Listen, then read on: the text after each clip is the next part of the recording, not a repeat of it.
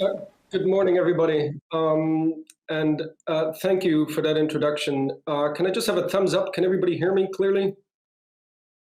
Excellent. I'm genuinely sorry not to be there in person. A number of circumstances have overtaken me, including an inner ear infection and various other family illnesses. So I'm genuinely sorry not to be there. I'd like to thank Anders for facilitating my remote involvement today. Thank you, Anders. It's very kind of you. I'd also like to extend my thanks to Jens, Solvi, Christine, and Soren for all their support with this particular conference and indeed my presentation. I want to put forward a number of just general statements to begin with, two statements particularly, and I want to then ask a singular question, hopefully a singular question, which we will explore. I'm in no way going to answer the question that I pose. I think it's part of an ongoing discussion. But the two statements that I want to make today are as follows. The militarization of algorithms in drone warfare is redefining distinctions between life and death. Current when we look at lethal autonomous weapon systems. These distinctions, and this is part of my second statement, are legal, political, ethical, technological, and biological. But they're also ontological, and I think this is my key point today. They're ontological in as much as they're about what constitutes being, and perhaps more importantly, not being in the world. So these are the two general statements for what they're worth. And I wanted to ask a question out of those two general statements. What forms of being are brought forth when the act of perceiving and defining distinctions between life and death is, for the most part, devolved to the autonomous functioning of algorithms? Now, again, I want to take this question for a walk for the next 35 minutes and just examine what forms of being and not being are brought forth through algorithmic systems, such as those involved in machine learning and deep learning, both of which are subsets of artificial intelligence. I'm going to look at some slides and let's see if this technology works. It was working this morning, so I'm hoping it's working now.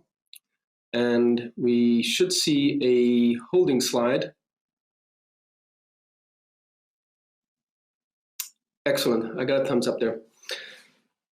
Folks, you might recognize some of the case studies that I'm going to look at, and I'm looking specifically at case studies from the Middle East. More specifically, I'm looking at Iran, Libya, and Afghanistan. And again, I want to unpack that regional context a little bit further as we proceed, given that it plays not only a major part of my research, but I'm also of a mind that the Middle East has long been a laboratory for technologies of envisioning. And again, I will come back to this as we proceed. But this is a recent example. Actually, Soren, I'm going to have to ask you just on my desktop so that I can actually see my slides. My apologies, they're too far away from me to see at the moment. Thank you. Soren, you should see just my screen now. Yes, I'm good. So very briefly, just a few examples. And again, I want to look at these as case studies as such. The specific reason I'm looking at these case studies is to examine a number of issues. One, I want to make clear the distinction between fully autonomous lethal weapons and semi-autonomous lethal weapons. I think this is important to understand. I equally want to make clear the role of data extraction in the formulation of data sets that are used for algorithms to power machine learning. And I want to then turn and look at issues around encoded recursion and predictive analysis, two fundamental features of algorithmic development. But let's start with these case studies. I'm sure these images are familiar to most of you with an interest in the Middle East in general, but this is the car of Mohsen Fakhrizadeh, the leading Iranian nuclear scientist. He was assassinated on November 27, 2020. This caused quite a stir, and I gave a talk about a week after this assassination, and it was still very unclear he had died. And it was interesting to see conflicting news reports about the itself. Obviously, he had been assassinated. It was a state-sanctioned assassination from Israel. Effectively, Mossad had been tracking Moshe Fakhrizadeh for at least 13 to 14 years. His name came up in 2018 in a conference given by the then Prime Minister of Israel, Benjamin Netanyahu, when he said, "Mark this name," which was effectively a head of state saying that this chap, Moshe Fakhrizadeh, was being targeted for assassination. His assassination came as no surprise as such. However, the means by which he was assassinated was a surprise, or at least it was unprecedented. At the time, it was suggested that 6 or 7 assailants had assassinated him in person, but no actual assailants were subsequently caught.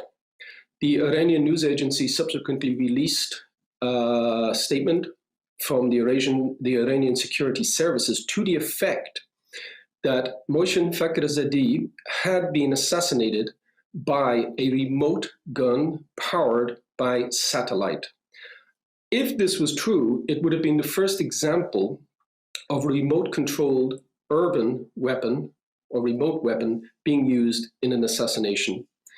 Now, the story got quite convoluted. It went on for a number of weeks. There were a number of, again, conflicting reports. It was suggested that the Iranian security services were trying to cover their tracks by saying that this was a remote assassination via satellite using a remote-controlled robotic gun.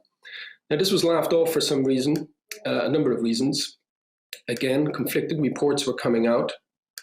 But lo and behold, it turns out this week in the New York Times, a report was published to the effect that this was indeed a remote-controlled use of a lethal weapon on the ground. The first example of its kind, effectively. Now, just to give you a sense of what that involves, there would be a GCU, a ground control unit, controlling a satellite system, which had control over a gun, a robotic gun, in this instance, a Belgian-made FN mag system. This was fitted with a robotic apparatus. It was placed in the back of a blue Nissan Zamyad. The satellite system would have tracked Fakhrizadeh as he approached the actual pickup truck itself. They would have then assassinated him using the FN mag machine gun. Now, needless to say, this is a very complicated system of assassination, the first of its kind in the world. And effectively, it is only possible through the use of artificial intelligence.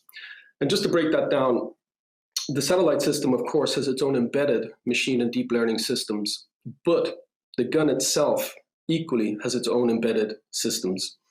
Those systems, the algorithmic systems that affected this assassination, allowed the shooter, who would have been remote, to calibrate the firing of the gun while taking into account the recoil of each bullet, the speed of the bullet, and the speed of the car, given that there would have been a time lapse between all three. What you have here is the use of artificial intelligence in remote assassination. Now, again, this is the first example of its actual kind here, but I want to be clear. This is not a fully autonomous lethal weapon system. It's a semi-autonomous lethal weapon system, in as much as there was a so-called human in the loop, or at least we would suppose or assume there was a human in the loop. Some of you might remember that earlier last year, there was also the assassination of Major General Kassem Soleimani, the leader of the Iranian Republican Guard.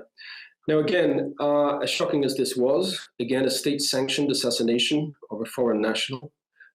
In and of itself, it came as no surprise.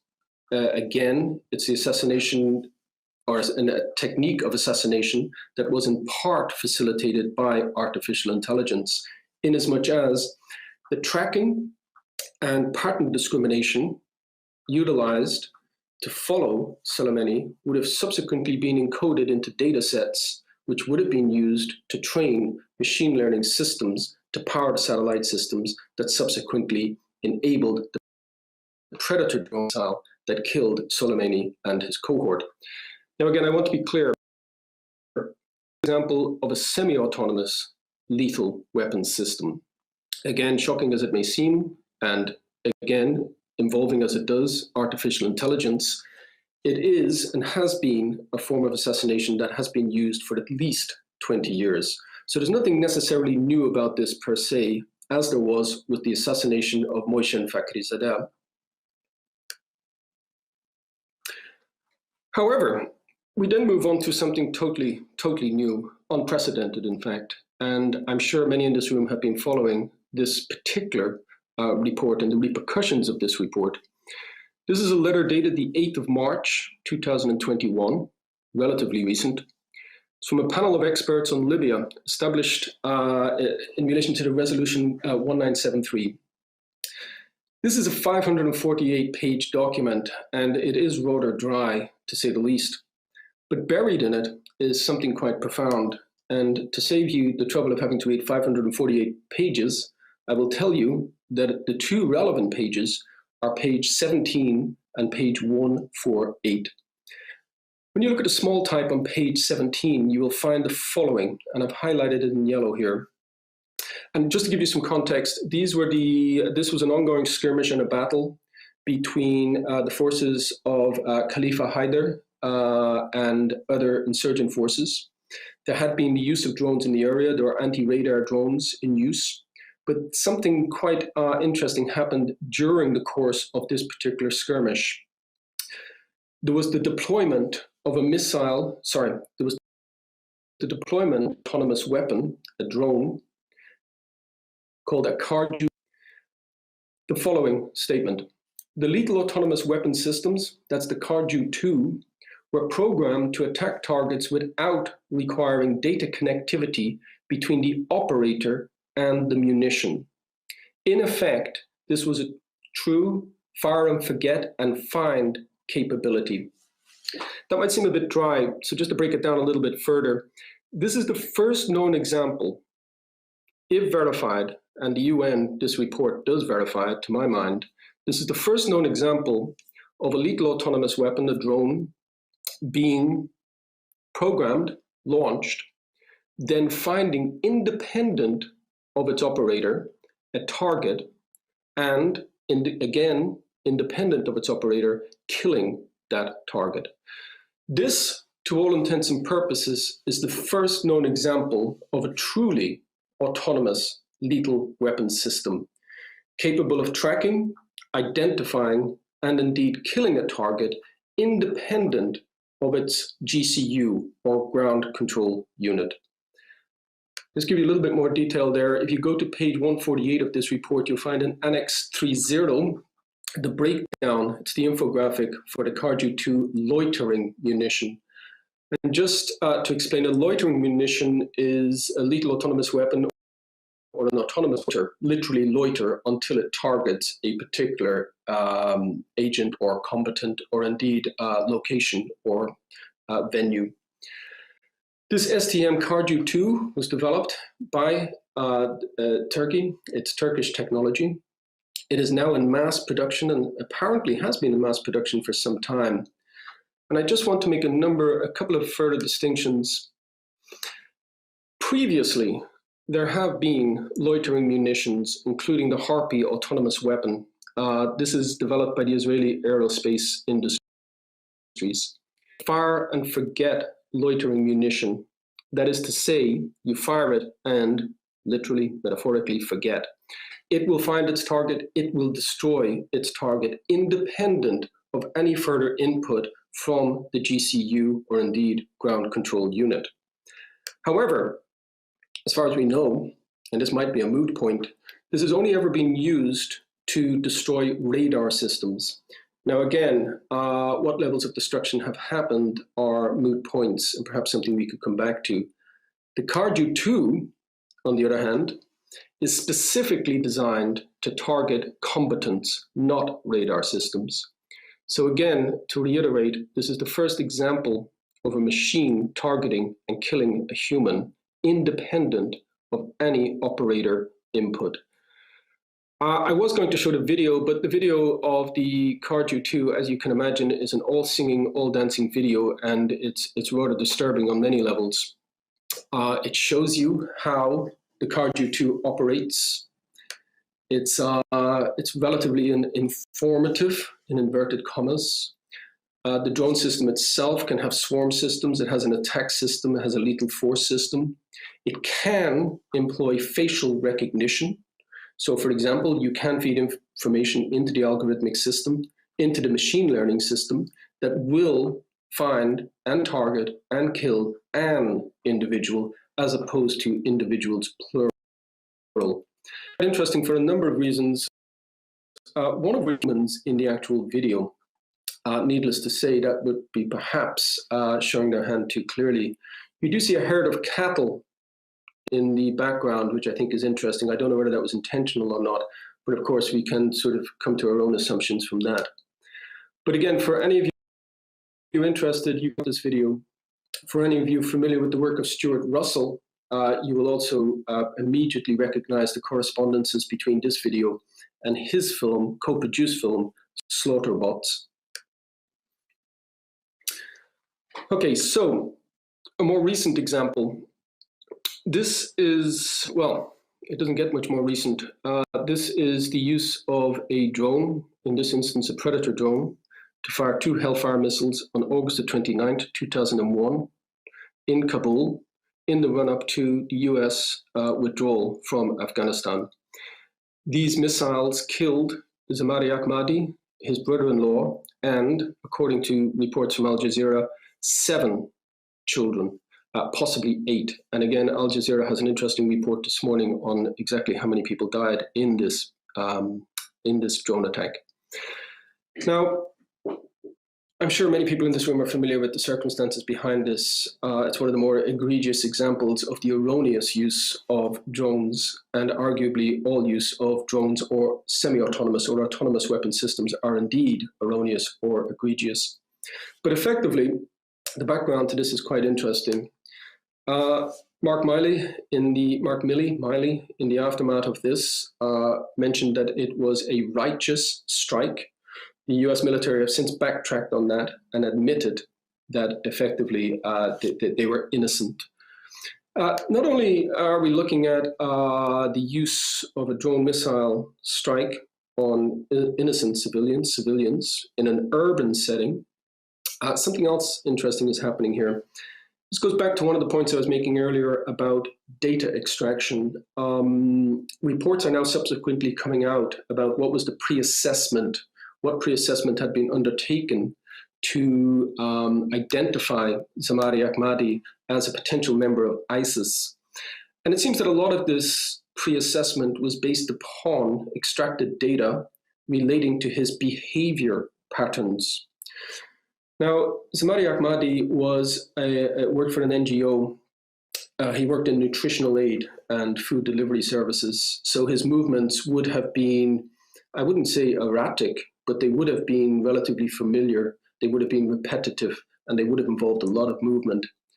This behavior in and of itself highlighted him as a potential target. This behavior, his behavior patterns, effectively write the data that is used in the machine learning algorithm that powered the systems that eventually killed him. Now, again, I want to come back to this notion of data extraction, data mining, and predictive analysis as we proceed.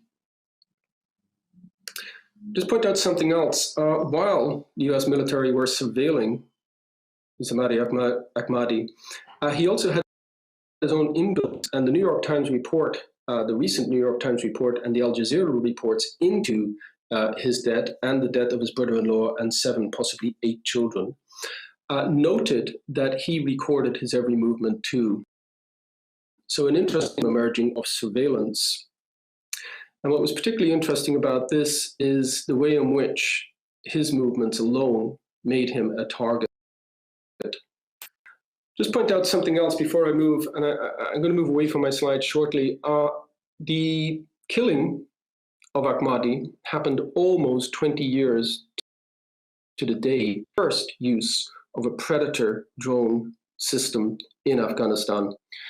Some of you may remember the circumstances behind that initial use. I had to go back and look it up myself, but this is the General Atomics Aeronautics MQ-1L Predator number 3034, actual drone that was used for the first delivery of a Hellfire missile in Afghanistan on October the 7th, 2001. It's now housed in the National Air and Space Museum. What you might remember, that missile strike, this missile strike of October the 7th, 2001, managed to miss its target and kill quite a number of bystanders and indeed people in the surrounding area. Nobody knows how many people were killed. What we do know is that the intended target, Mullah Muhammad Ammar, escaped. And he was the then leader of the Taliban. He died subsequently in 2013 of, I think it was tuberculosis.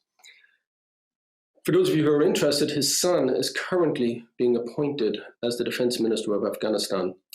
But the relationship between these two instances, the killing of Zamari Ahmadi, the non-killing of Mullah, are interesting. Both of them reveal, to all intents and purposes, the fault of a drone system, how these systems operate, to what extent they operate, what they deliver, what they don't deliver, their predictive analysis when that fails, their reorganization or indeed extraction of data to power machine learning systems to effect assassination. And again, I want to come back to this as we proceed. So, Soren, if you could return me to the view of the room so I can see the screen. I'm just going to read a little from my paper. And again, what I was outlining there, folks, were a number of examples which I hope distinguish between semi-autonomous lethal weapon systems, which we have been living with for some time, fully autonomous weapon systems, which are relatively new, the basis of data extraction for the training of data sets to power algorithms, which in turn produce machine learning systems, which are the basis of the artificial intelligence that powers the entire apparatus of lethal autonomous weapons. And I want to move it on a little, and I want to just break down some of what I've said and hopefully define further some of the key terms and terminologies. So, what do I mean by an algorithm? And again, I'm sure everybody in this room has their own version of an algorithm, but I just want to put a working model of what I understand an algorithm to be. In machine learning, which is a sub-artificial intelligence, an algorithm defines a feature that is run on data, or indeed a data set. This process produces a learning model that applies data, and it's this application of data that I think is quite interesting here too. An algorithm will in turn adjust its learning model according to the feedback received from the application of data. Right from the outset here, you have a recursive loop. It's absolutely systemic and endemic to artificial intelligence, this recursive loop. One of the downsides of this recursive loop, and for anybody who's been involved in these discussions, this will be apparent to you immediately, is the question of overfitting. And again, we'll come back to this because overfitting is the single biggest problem in any system of machine learning or indeed deep learning. Let's think about data mining and pattern discrimination. And again, thinking back to some of the case studies that I discussed.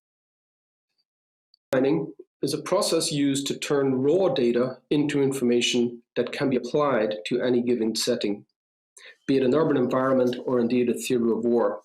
Now, I want to be clear, there's no such thing as raw data. All data is predetermined. All data is predisposed. There's no such thing as innocent data or raw data. Now, again, we can come back and discuss that at a later date.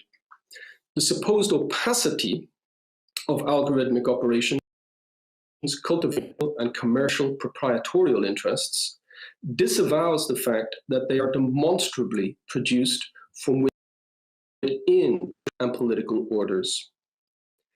Generated from within social and political orders, the operative logic of an applied algorithm is in part defined by social bias and political expediency. Now, again, what's the upshot of that? If our political landscape and outlook is defined by a paranoid vision of eternal threat, or the so-called war on terror, or the specter of insurgency, then the algorithms employed in the machine learning models that power drones can only ever be agents of that paranoia. One of the primary functions of algorithms employed by machine learning involves pattern recognition. From recognizing patterns, machine learning algorithms seek to predict future patterns of behavior, migration, climate change, and of course, probable insurgency. Artificial intelligence uses algorithms to manage probability and uncertainty. Which brings us to the operative logic of multi-domain warfare. The logic of managing improbability and uncertainty has been effectively devolved to the algorithmic apparatuses employed in technologies of hypersurveillance. Hypersurveillance today is effected through wide area imaging systems, wide area motion imaging systems. And these are two systems that were largely developed in response to the use of improvised explosive devices in Iraq in 2003, following the invasion by the US. Wide area aerial surveillance and wide area motion imaging in and of itself is the future of hypersurveillance. And if you're looking for what I think is perhaps the most revealing book on these two systems, look no further than Arthur Holland Michel's book, Eyes in the Sky. What Arthur does in that book is he traces the evolution of hypersurveillance through wide area aerial aerial surveillance and wide area motion imaging, precisely that moment in 2003 when IEDs were becoming the major or the majority source of deaths for US and allied forces.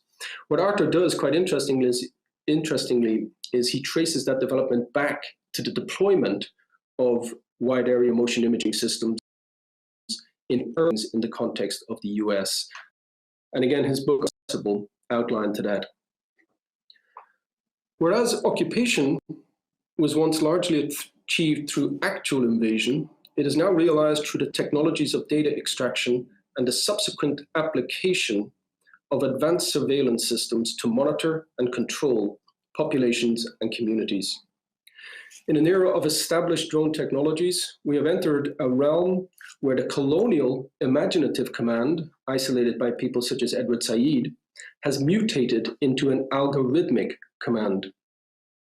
I would suggest further that this shift exemplifies the neo-colonial imperative and will to power that is being achieved through drone technologies. Now, again, I just want to open up a parenthesis here. There is a huge history behind this, and we could trace that history. I've done it elsewhere in various papers and talks, and I don't necessarily want to go into it today, but I will just pinpoint a couple of issues here. You could arguably trace this command back to the late 18th century, Napoleon's mapping of Syria, Iraq, and Palestine, for example.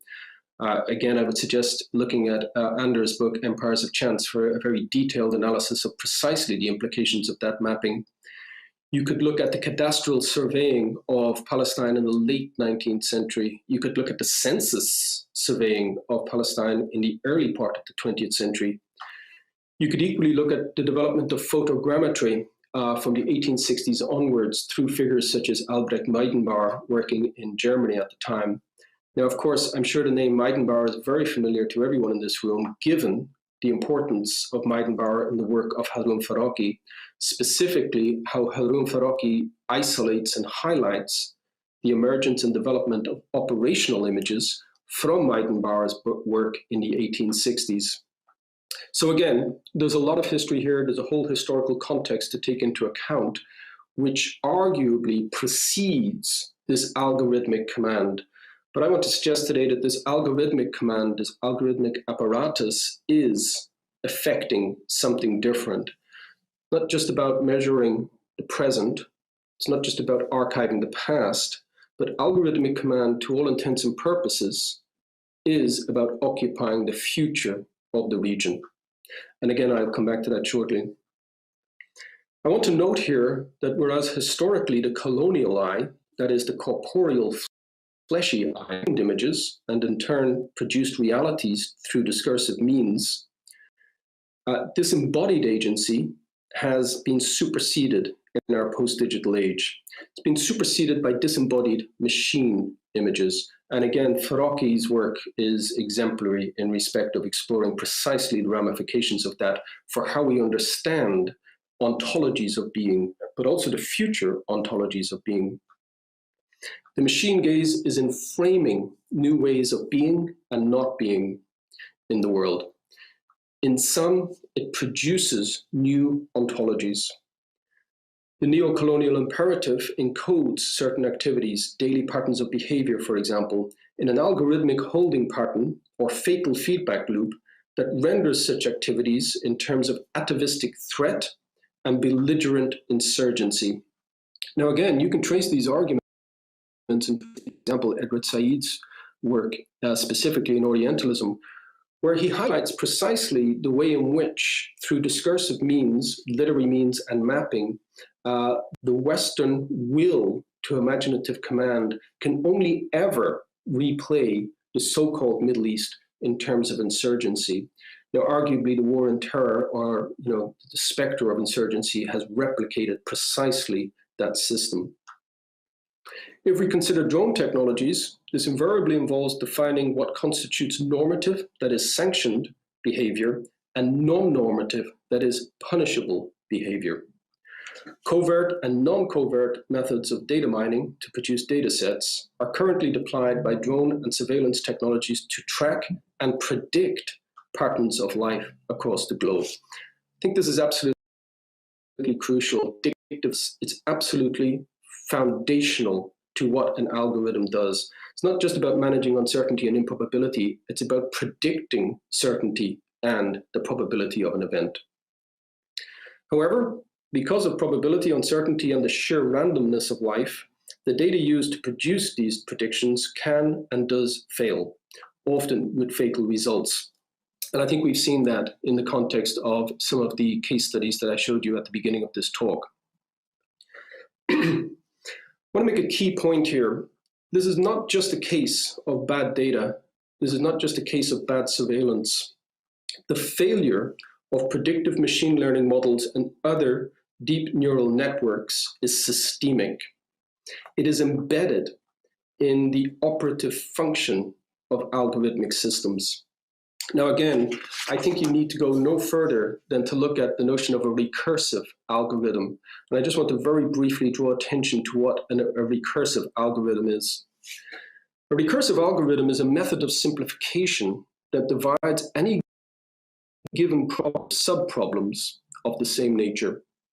The result of one recursion is the input for, and so on. Recursion occurs when a thing, an event, or a process defines itself through both reference to the original data and feedback from the application of that data. Recursion is everywhere in algorithms, effectively, how they operate internally, but how they also back-propagate and refine their operational effectiveness. Now, I think the term that I find most useful in relation to this is encoded recursion. And I just want to break that down a little in relation to drone technologies. The machine learning that powers drones not only refines the application, also through the firing of missiles to the execution of debt, it generates a feedback loop for evaluating their effectiveness.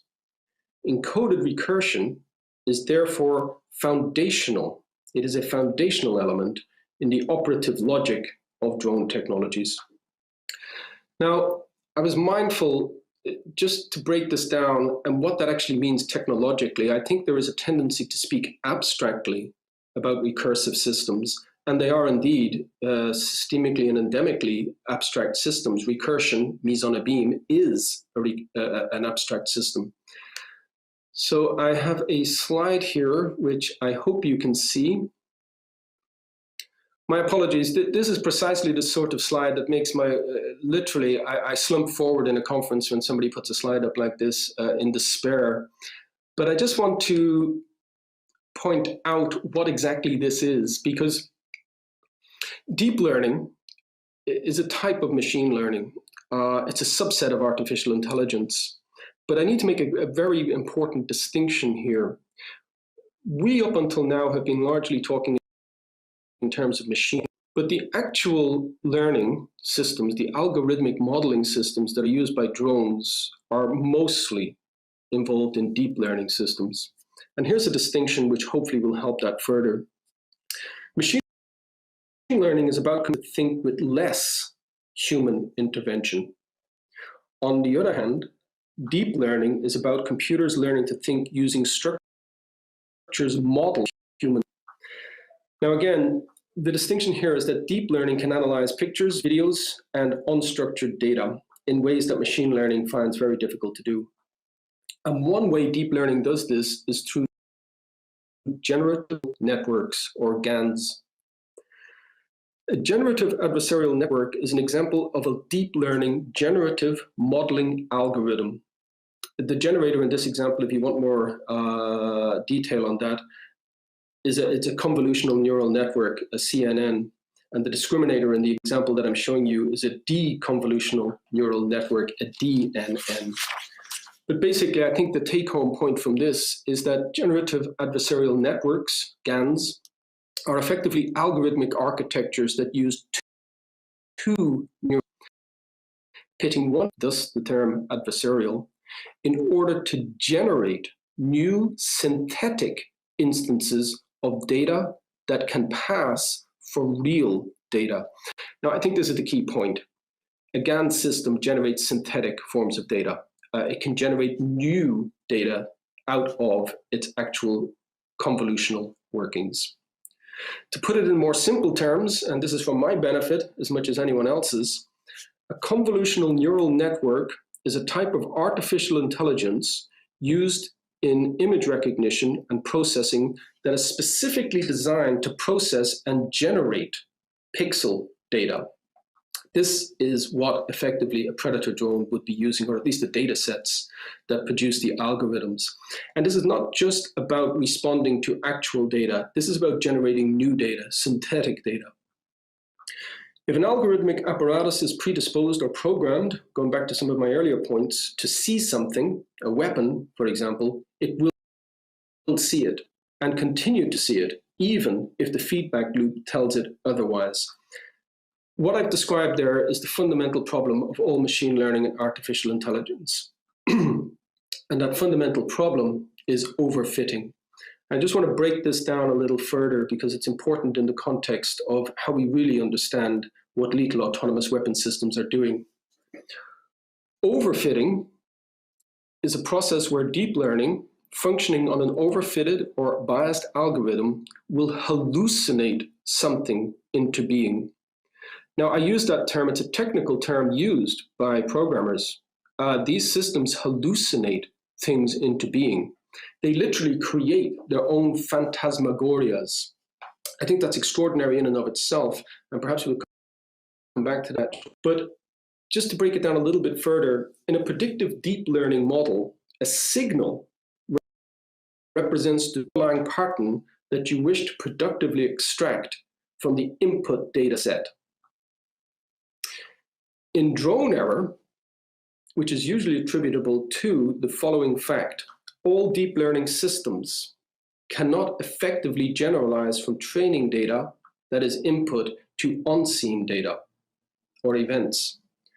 Referring to a specific model that models training data too efficiently, overfitting is where the noise or random fluctuations in the training data compromises the ability of the model to generalize, or in the case of drone technologies, make meaningful distinctions between types of weapons, household objects, or the telephoto lenses on cameras.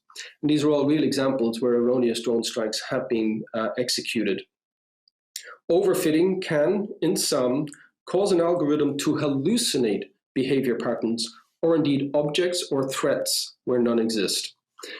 And again, thinking back to the example of Zamari Ahmadi, the way in which the pre-assessment for that strike was put in place through algorithmic means, to all intents and purposes, his behavior patterns hallucinated or caused a form of hallucination or caused a form of predictive analysis that considered him to be an agent of ISIS, and hence the calling in of a deadly, fatal drone strike. But I want to be clear, these are not mistakes or aberrations in a operating system when it comes to lethal autonomous weapons. These are systemic features of an algorithmic system. They're systemic, endemic, embedded features of an algorithmic apparatus based on encoded recursion and a susceptibility to overfitting. This is further compounded by the sheer power of contemporary computer processing units, or CPUs. Given the exponential power of CPUs, systems have an increasingly unrestricted capacity to find and exploit patterns in data and machine learning to affect actions based upon hallucinations. This is an integral issue with algorithms that rely on induction models. There are various models of algorithms. There's induction models and deduction models. But an induction model, such as the one we're talking about here in relation to generative adversarial networks, infer a general law from discrete instances and thereafter apply that law to all instances. So this is the inductive model of generative adversarial networks being utilized in algorithms that power machine learning for lethal autonomous weapons. All of which means that machine learning models can be calibrated, consciously or otherwise, through algorithms to see patterns where none exist. Machine and deep learning algorithms can and do produce exponential erroneous results that inevitably, if not systematically, produce outputs that are at best, and this is a quote, approximately correct. That's the best they can do, probably approximately correct. And that quote, you might recognize is from Leslie Valiant, who wrote a book of the same name, probably approximately correct. He's also a recipient of the Turing Prize in 2010.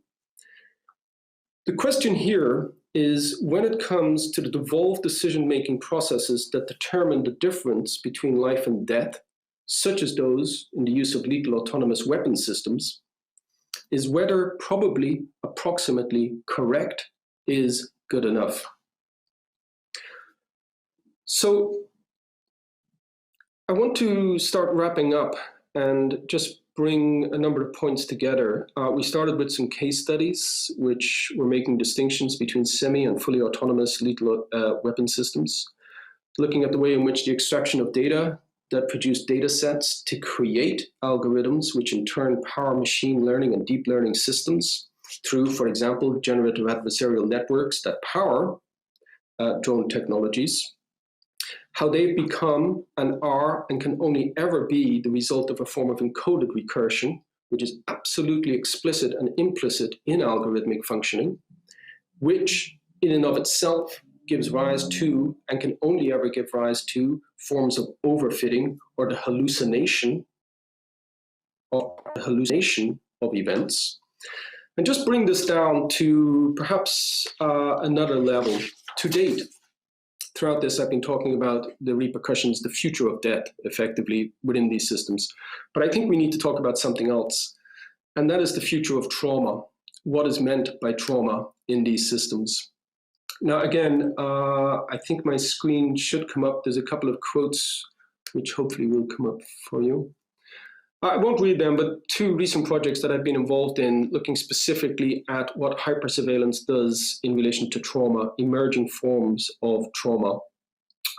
Yes, most people who are subject to hypersurveillance are not necessarily the targets of fatality, or they're not the targets of drone fatality. They're not bombed, they're not killed. The majority of people are subject to forms of emerging trauma associated with hypersurveillance. Now, again, the point I'm making here is that the militarization of algorithms is not only about the future of debt. It's not only about redefining the ontology of being and not being in the world. It's also a disciplinary mechanism. The utilitarian functioning of the algorithm effectively anticipates the debt of a target as a means of disciplining subjects before they become a threat. Being subject to such forms of hypersurveillance can, and indeed does, induce lifelong forms of trauma. The epistemic violence of this disciplinary logic effectively redefines, as argued from the outset, the trauma of being and not being in the world for those subject to hypersurveillance. In this context, machine learning and deep learning, such as those used in lethal autonomous weapon systems, are not only defining how others appear both for us and to us, they are also redefining our understanding of being or living, and crucially, not being or dead. So again, I think I should probably end there and perhaps revisit some of these points, but I'll just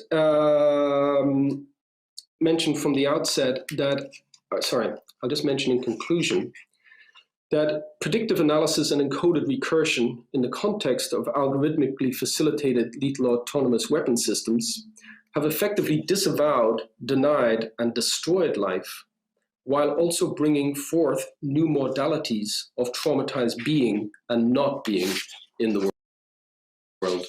By asking what forms of being are brought forth when the act of perceiving and defining life is, for the most part, devolved to autonomous functionings of algorithms. But perhaps the ultimate question is what forms of being are disavowed, denied, and destroyed when the act of perceiving life is devolved to algorithms. What, we need to ask by way of a parting question, is the future of debt in an algorithmic age? So, Anders, I will leave it at that, and my apologies, I think I went over my allotted time, but yes, happy to engage in discussion or questions or elaborate upon any points that were made. Thank you, Anthony, for that very...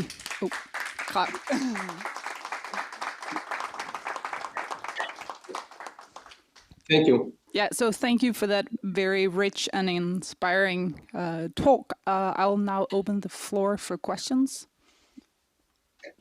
We'll start with Phil. Thank you. That was fantastic, really interesting. One thing that I wanted to drill down on, because, I mean, in some ways, overfit is nothing new to war, nothing specific to machines. I think of the line from Full Metal Jacket, the tail gunner saying, if they run, they're VC. If they don't run, they're well-disciplined VC, right? And even sort of weapon systems that continue to kill independent of human will. I think of the siege of Kaffa in 1348 when the Mongols tossed plague-ridden corpses into the city, right? To spread the disease. But what you get at the end, and I think one of the sort of selling points of drone warfare and algorithmic warfare is in fact that often the civilian casualties are far less than previous forms. But what you focus on at the end is a sort of regime of surveillance that pervades the sort of political scopes of people.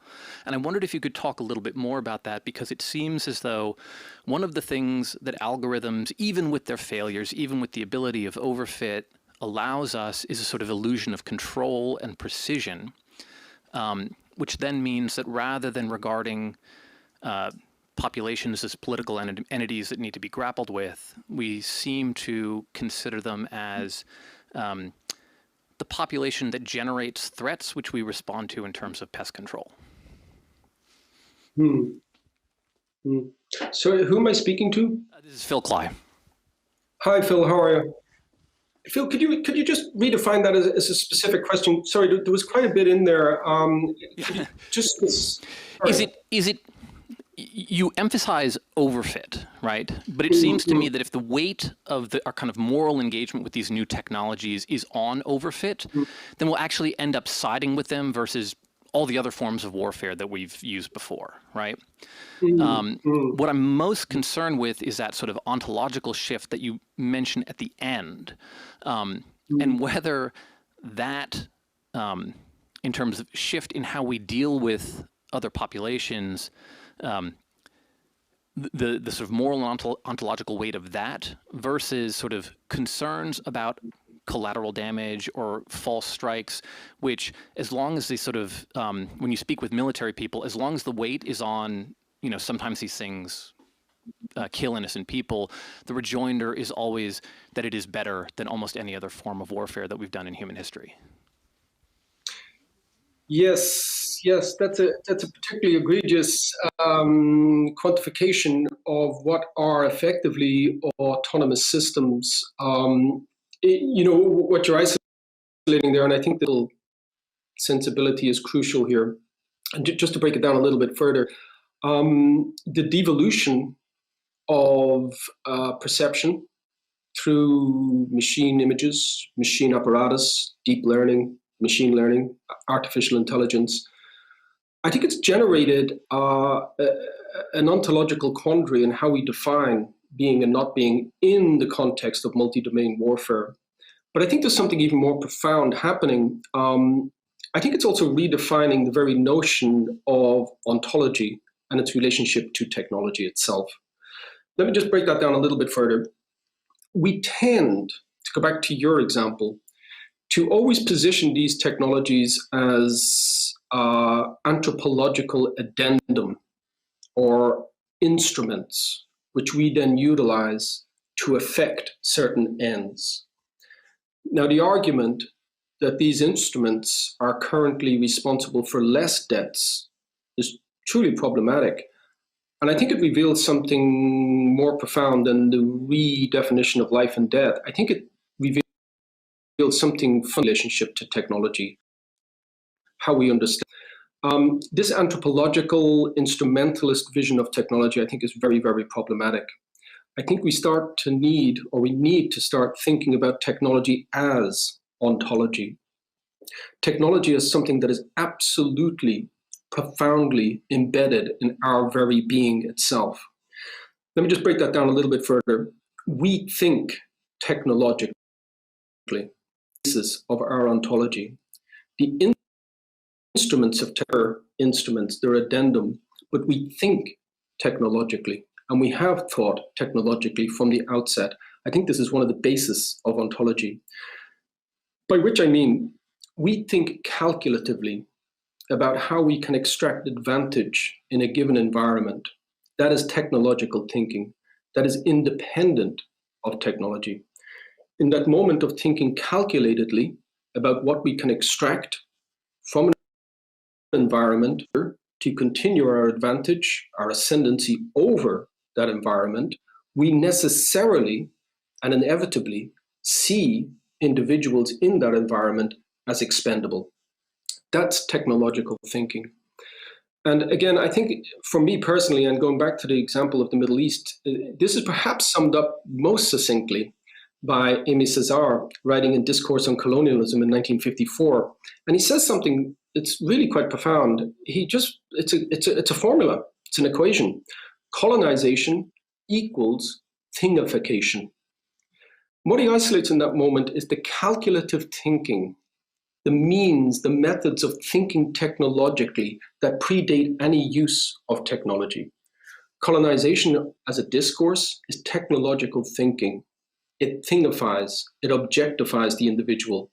It renders the individual capable of being neutralized, or better still, under the context of colonization, value to be extracted from that individual. Now, again, I think these discourses are deeply philosophical. There are quite a number of writers now engaging with precisely that. What does technology mean in our age? Drone technology is neither good nor bad. The way in which we think technologically, however, the way in which we calculate advantage, necessarily gives rise to the deployment of precisely these apparatuses to effect and continue advantage in a given theater of war, given circumstances.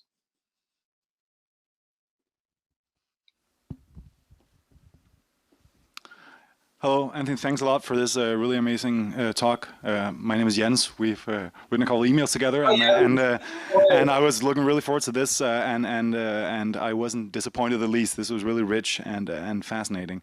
I have something which is somewhere between a question and a comment, and something that's just been on my mind for a while, and perhaps you can help me unpack that in sort of a more structured way. That first of all, what I see describing here with deep learning algorithms is that it's very hard to do a clear distinction between training the algorithm and using the algorithm. So when the hardware that uses the algorithm is out there killing a terrorist or innocents, they're using an algorithm and training it at the same time. So the neat distinction between exercise in warfare and actual warfare breaks down, right? All acts of war are both at the same time.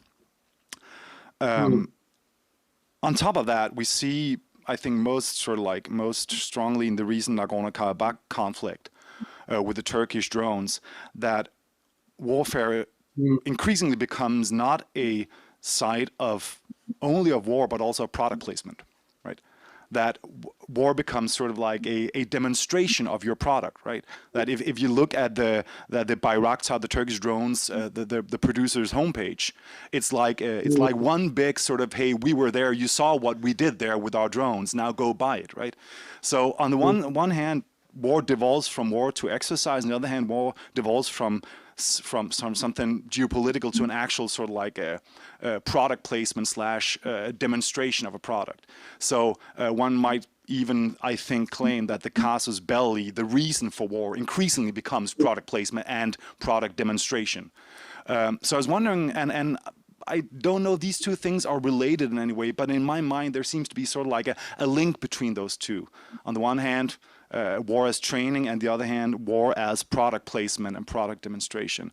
And could one say that those two things, either separately or in tandem, also change the ontological nature of war? That war becomes something different when it becomes a scene for product placement and a training ground, rather than what it was in earlier days.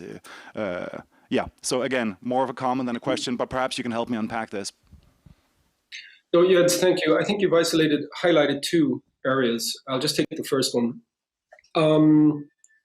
So going back to this notion of encoded recursion, any given algorithm, in order to prove its efficacy, must not only utilize a data set, it must apply that data set to a real life event.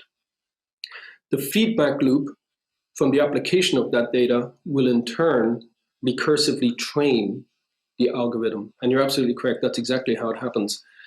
Now, what's quite disturbing there, to deal with your first point, is take, for example, the case study that I put up, Zamari Ahmadi. His pattern of behavior over a given period of time was extracted, reformulated into a data set, which an algorithm then encoded into a machine learning system that predicted that behavior to be a threat. Now, of course, he wasn't a threat, and the feedback loop has now proven he wasn't a threat. But what consolation is it to his family to know that the training loop, the feedback loop in this example, will, or indeed will not, retrain that particular form of machine learning modeling? So again, highly problematic. The recursive loop here, I think, is tremendously dangerous. It gives rise to overfitting. Overfitting is systemic to algorithmic development. The hallucination of patterns, the phantasmagoria, the sleep of reason producing monsters, all of those elements come into play here.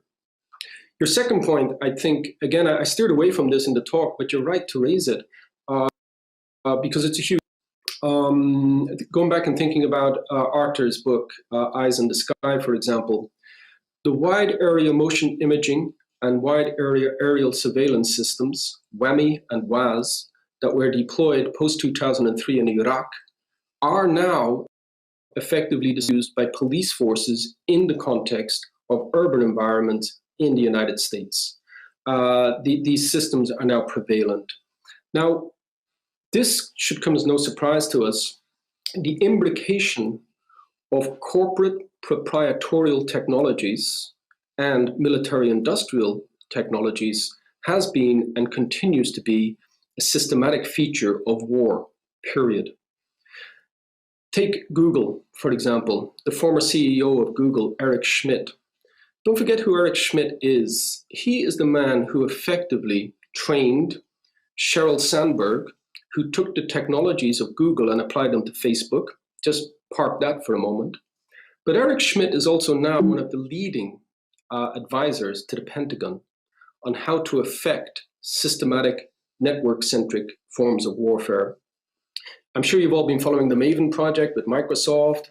I'm sure you've all been following the debate between Bezos with Amazon and his contract with the Pentagon to systems for the more effective execution and pursuit of multi-domain and network-centric warfare. Commercialization of these technologies that you're talking about are not only historically, going back to Phil's point earlier, you can trace these historically, but they have become the sine qua non, the de facto way of working or prosecuting war. Google, Amazon, Microsoft have all been and continue to be heavily involved in the development of these technologies. Again, none of this should come as the very basis of the internet comes out of a DARPA project. And that DARPA project in the 1960s was to effect a decentralized network in case of a nuclear war. That is the origins of the internet. That is the origins of most of the decentralized systems that we're talking about when we talk about multi-domain war. Jens, I'll leave it at that. I hope I answered your question, but of course, these are all subjects for further discussion. Anyone else who wants to ask a question?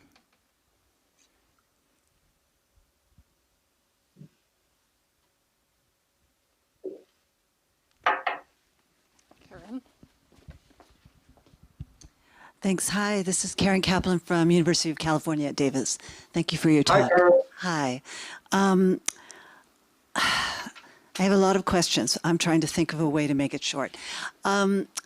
When I read the New York Times article about the assassination of the Iranian scientist, one of the things that really struck me was beyond the gee whiz aspect of the fully autonomous, independent operating system, was how many human beings it took to make it work.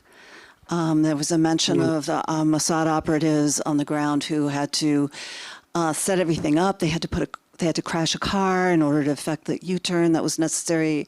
They had to place the truck. There were a lot of people. There are the people who make the weapon system itself, ranging from the smallest job in a factory to the designers, et cetera, et cetera. There are so many people involved in these things. This often comes up for me with when we talk about drone warfare in a way that just seems to focus only on kind of a technologically deterministic sublime, if you will. I'm in full sympathy with your argument and its aims, but I'm wondering what happens when we take the people out of the very complex systems that are involved. Is something lost from the analysis? And the other component of this, not to go on too long, but the other component of this is across the examples that you gave, some of these, it all becomes very overwhelming and sounds like there's no way out of this. But predators are getting moved out of the arenas of battle spaces in South Asia and the Middle East and just moved to border patrol in favor of these new, smaller loitering devices that are companies in Turkey, et cetera, are producing, which is having a massive effect on the U.S. aerospace industry. So there's a lot involved here. That's both corporate, on a corporate level, and also on a really small scale, human being, people on the ground level, that gets left out when we're only in the middle with the algorithms. without saying, could you please have written a different talk? Which I don't mean at all, because this was really illuminating and fascinating. But do you have some thoughts about these other dimensions in relation to the problem of the future of the fully autonomous, independent operated killer robots, if you will? Karen, thank you.